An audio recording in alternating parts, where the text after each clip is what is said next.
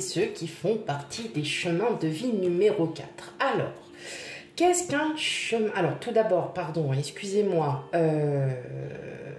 bienvenue dans cette lecture intuitive. En tout cas, merci à vous, merci pour votre écoute d'avance. Merci infiniment et n'hésitez pas à partager, à liker, à commenter. Voilà. Alors, qu'est-ce qu'un chemin de vie? Parce que il y en a beaucoup qui connaissent leur chemin de vie et d'autres pas du tout. Eh bien, le chemin de vie, c'est votre chemin de naissance. Comment vous percevez le monde et comment vous vous percevez vous-même. Tout simplement. C'est une technique qui est très très ancienne. Donc, le calcul de votre chemin se fait très simplement. Jour de naissance, mois de naissance et année de naissance. Donc là, pour le coup, j'ai pris un exemple. Par exemple, vous êtes né le 24 février 1976. Bah, vous faites 2 plus 4, 2 plus 1, enfin, non, 2 plus 4 plus 2 plus 1 plus 9 plus 7 plus 6. Et vous arrivez à un résultat qui est normalement du chiffre 13. Vous calculez parce que donc les chemins de vie vont de 1 à 9. Le 1 est le commencement, le 9 est la fin du cycle. Et vous, donc avec cet exemple, 24 février 1976, vous êtes le chemin de vie numéro 4, donc vous. Donc après, il existe d'autres chemins de vie qui sont beaucoup plus rares, le 11, le 22, le 33 et ainsi de suite. Et en fin de compte, ce sont des chemins de vie, quand vous recalculez, eh bien 1 plus 1, 2, 2 plus 2, 4 et ainsi de suite. Donc, alors, pour complémenter un petit peu, alors j'explique tout de suite, je commence, enfin ça fait depuis un moment que je m'intéresse à la numérologie, mais voilà, j'avais envie de vous faire une petite lecture intuitive sur votre chemin de vie, donc qui vont varier de plusieurs semaines à plusieurs mois. Et donc vous, votre perception de la vie et vous-même, alors le chemin de vie de numéro 4, je vais y arriver, c'est la rigueur, l'anticipation, le contrôle. Alors, c'est une très bonne chose et moins bonne chose dans certaines situations, bien évidemment. Alors, vous êtes des personnes qui aiment vraiment tout anticiper, c'est-à-dire, vous êtes face à une situation, vous allez prévoir plusieurs plans. Pourquoi? Parce que vous n'aimez pas, alors, vous aimez que les choses soient droites, vous êtes des personnes droites dans votre travail, vous êtes très droit, vous êtes très sérieux, très rigoureux, donc il ne faut pas que ça déborde. Si ça commence à déborder, ça ne va pas dans votre sens, vous avez un besoin, alors... C'est vraiment pas à prendre pour un reproche, bien au contraire, et heureusement qu'on a besoin de personnes comme vous, parce que quand vous avez des personnes qui sont un peu trop éparpillées, vous savez remettre les personnes dans le bon chemin, c'est-à-dire que on fait les choses une à une, on prend le temps, mais on anticipe. Donc vous êtes toujours dans l'anticipation, vous avez un projet, vous avez une situation, vous débordez un peu, vous reprenez le bon chemin, vous reprenez à zéro. Donc,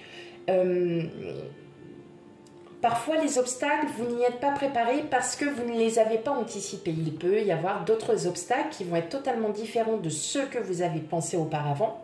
Et là, vous allez peut-être aussi un peu, alors je dirais pas stressé, mais vous ne vous sentirez pas, vous n'allez pas vous sentir bien dans le sens où, ah mince, j'ai loupé un truc, j'y ai pas réfléchi et en fait là, je ne sais pas quoi faire. Donc, vous êtes d'un naturel à ne pas vouloir demander de l'aide. Sauf que lorsque vous êtes vraiment poussé à l'extrémité, que vous avez écumé toutes les solutions impossibles et inimaginables, et bien là, vous êtes dans l'obligation de demander de l'aide parce que vous ne savez... Enfin, là, vous êtes face à un mur.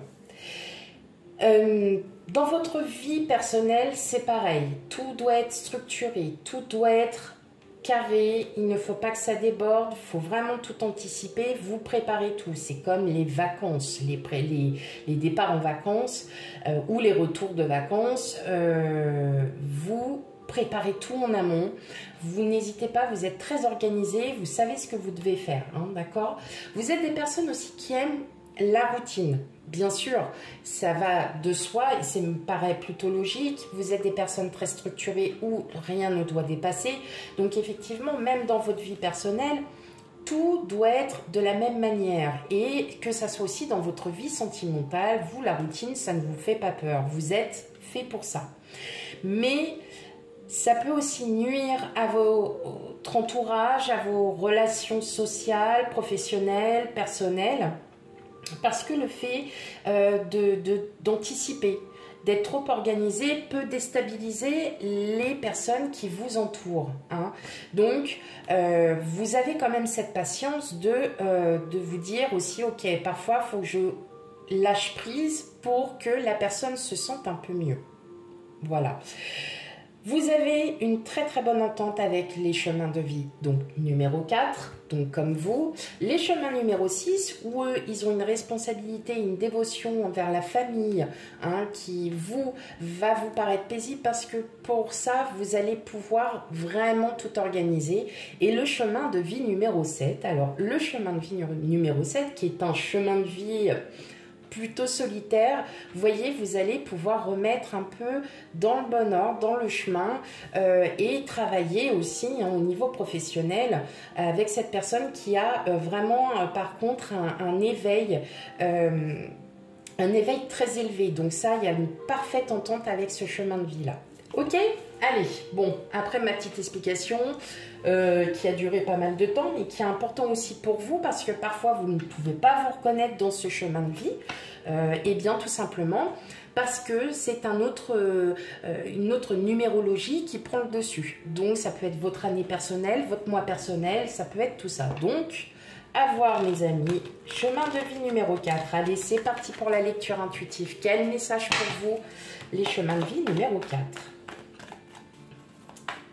Allez, qu'a-t-on à vous dire, chemin de vie numéro 4? Ok.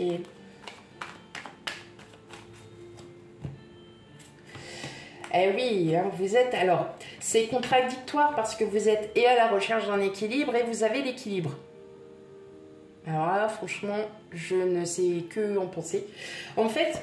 vous êtes peut-être déstabilisé par une situation, mais vous allez retrouver aussi l'équilibre parce que vous allez pouvoir vous organiser et vous structurer. C'est très drôle hein, quand même comment c'est représenté. Vous avez le yin et le yang, donc c'est très très bien. Alors, on a le chevalier de bâton, on a le 5 d'épée, on a le valet d'épée, on a le valet de bâton et enfin la force. Alors, vous êtes peut-être... Hop là. Alors, attendez, j'ai une carte. Oui, j'ai une chaise très brillante qui est en bois, donc que j'aime par-dessus tout. Désolée pour ce petit bruit. Alors, effectivement, vous êtes peut-être dans une situation un peu incomprise. Alors, la situation, pardon, incomprise. Dans le sens où vous réfléchissez énormément, vous vous prenez la tête, peut-être dû à une trahison de la part de quelqu'un, ou alors vous n'avez pas pu vous projeter peut-être sur une situation ou un projet qui ne vous était, auquel vous teniez un petit peu. Le message que j'ai à vous dire, c'est prenez le temps. Prenez le temps, les obstacles, il va y en avoir. Des obstacles, vous en aurez, mais c'est ces obstacles-là qui vont vous apprendre aussi la patience. La patience, voire aussi votre force mentale auquel vous aurez à faire face. Mais avec ce chevalier de bâton, vous allez, à la limite, c'est un amusement.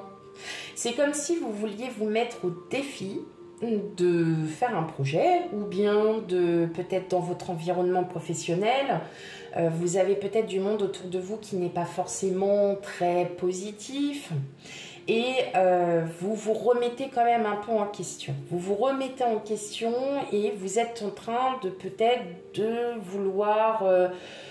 pas forcément changer de travail, mais peut-être de revoir votre manière de travailler, peut-être par la fatigue. par le manque de motivation, mais je vois aussi un apprentissage. Je vois il y a comme une sorte d'apprentissage où vous allez peut-être, grâce à ces obstacles, pouvoir apprendre et vous dire, ça me servira si j'en ai à nouveau besoin, au moins je saurai comment je pourrais faire. Donc, vous allez vraiment trouver toutes les solutions, vous allez vraiment vous mettre à fond. Hein, alors, c'est peut-être une formation que vous souhaitez faire, que vous souhaitez mettre en place.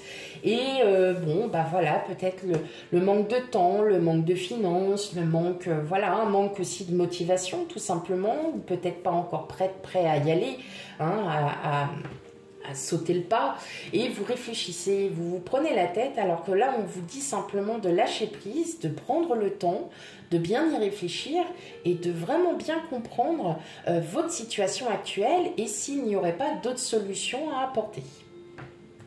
Ok. Moi le message est clair. Voilà. Allez, un autre oracle, l'oracle bleu, pour savoir quel autre message dois-je vous faire passer pour vous, chemin de vie numéro 4.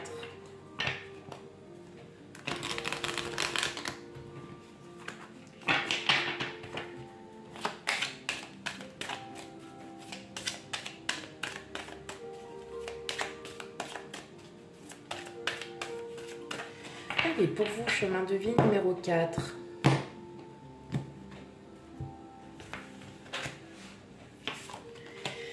L'indécision, eh bien oui, hein. Les études, on reparle encore de formation, d'apprentissage, d'accord, la transformation, les intrigues et enfin les changements. Alors, vous êtes effectivement, c'est bien ce que je dis, vous êtes vraiment peut-être sur une période d'apprentissage, et effectivement vous vous posez énormément de questions. Est-ce que je fais bien de mettre ce projet en route? Est-ce que je fais bien de vouloir faire cette formation? On parle encore hein, vraiment de tout ça. C'est vraiment là, vous êtes vraiment... Alors, est-ce que vous apprenez aussi sur vous? Est-ce que vous rendez compte de pas mal de choses hein en tout cas, voilà, moi j'ai l'impression aussi que vous n'êtes pas forcément dans un environnement très très sain, ou alors que des personnes vous cachent des choses et vous souhaitez en savoir un petit peu plus. Vous avez envie de comprendre hein, pourquoi avec certaines personnes ça colle et puis d'autres ça colle beaucoup moins. Bon, bah c'est comme ça, c'est la vie. Mais bon, je le ressens surtout, c'est dans un milieu vraiment professionnel. Attendez-vous quand même à des changements, peut-être votre manière de revoir les choses, peut-être aussi d'approfondir vos connaissances dans le milieu où vous êtes actuellement. En tout cas, on voit bien hein, que vous vous souciez aussi peut-être plus du regard des autres parce que vous n'avez pas envie qu'on critique ce que vous avez envie de faire. Ou alors peut-être parce qu'on vous reproche telle ou telle chose et vous en apprenez. Là, on vous dit tout simplement, écoutez votre intuition, écoutez ce qui vous paraît le plus judicieux pour vous et les autres, on s'en fiche. Voilà, hein, vous voulez mettre en place... ce que vous avez envie de mettre en place ou d'apprendre, eh bien allez-y. Allez-y, parce qu'effectivement, ça va être très positif et il y aura quelque chose de nouveau pour vous. Clairement. Voilà pour vous les chemins de vie numéro 4, cette petite lecture intuitive. C'est vrai que j'ai énormément parlé, mais beaucoup de gens ne connaissent pas forcément la numérologie. Donc, il est aussi tout important de faire une grande introduction. Hein. Voilà. N'hésitez pas hein, à liker, à commenter, à partager. Dites-moi si cette petite lecture intuitive sur les chemins de vie vous plaît. Hein, et puis on n'hésite pas à en parler autour de soi. Voilà mes chemins de vie numéro 4. Je vous fais plein de gros bisous et je vous dis à bientôt. Bye bye.